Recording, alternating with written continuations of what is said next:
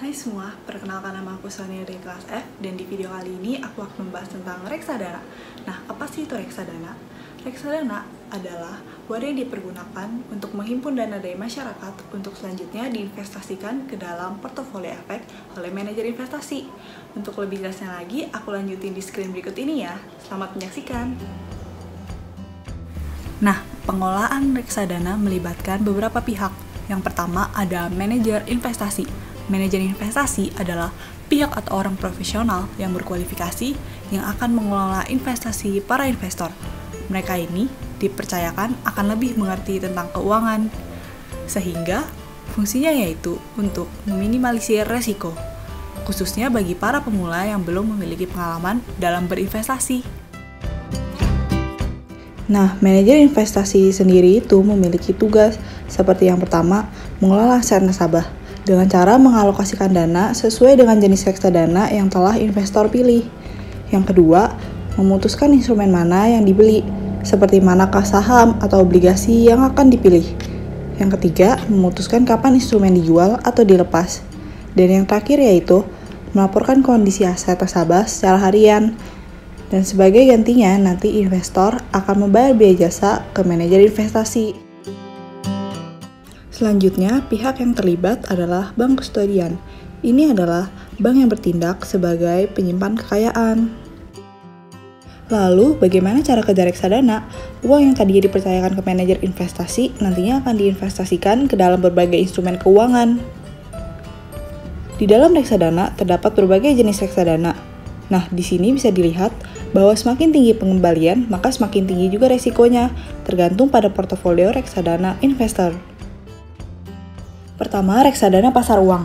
Reksadana ini pengalokasian dananya 100% pada instrumen pasar uang, seperti deposito, SBI, atau obligasi yang jatuh temponya kurang dari 1 tahun. Yang kedua, reksadana pendapatan tetap. Reksadana ini pengalokasian dananya minimum 80% ke obligasi. Dan yang ketiga, reksadana saham. Reksadana saham ini memiliki risiko paling tinggi, dan yang berarti sebagian besar alokasi investasinya minimal 80% pada efek saham. Dan yang terakhir ada reksadana campuran. Pengalokasian dananya terdiri dari campuran saham, obligasi, dan pasar uang. Setelah uangnya diinvestasikan, investor akan diberi unit pernyataan yang mewakili uang yang diinvestasikannya. Di sini kita mengenal istilah NAB atau NAV, yaitu nilai aktiva bersih.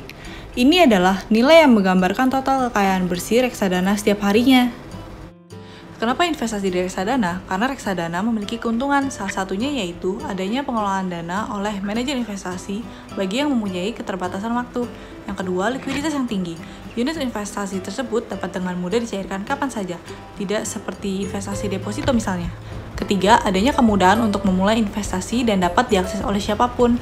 Karena untuk membeli reksadana kini sudah bisa dilakukan online menggunakan berbagai platform aplikasi. Yang keempat, investasi yang terjangkau. Dengan uang yang relatif kecil minimal 100.000, kita sudah bisa berinvestasi. Berbeda dengan saham dan investasi lainnya yang memerlukan biaya yang relatif besar untuk memulai investasinya. Yang kelima yaitu, reksadana diatur dan diawasi oleh OJK. Dan di mana tempat pembeliannya? Reksadana dapat dibeli di 3 tempat, yaitu dengan langsung ke manajer investasi, melalui bank, dan online melalui platform yang tersedia seperti Bibit, Bareksa, Indo Premier, Tokopedia, dan masih banyak lainnya. Kesimpulannya, jadi reksadana adalah wadah dan pola pengelolaan dana atau modal bagi sekumpulan investor untuk berinvestasi dalam investasi yang tersedia di pasar dengan cara membeli unit penyertaan reksadana. Dan prinsip investasi pada reksadana adalah melakukan investasi yang menyebar pada sekian alat investasi yang diperdagangkan di pasar modal. Reksadana dapat menjadi salah satu pilihan yang tepat bagi para pemodal kecil yang ingin ikut serta dalam pasar modal dengan modal minimal yang relatif kecil dan kemampuan menanggung resiko yang sedikit. Nah, sekian video dari saya tentang reksadana. Terima kasih telah menonton video ini dan sampai jumpa.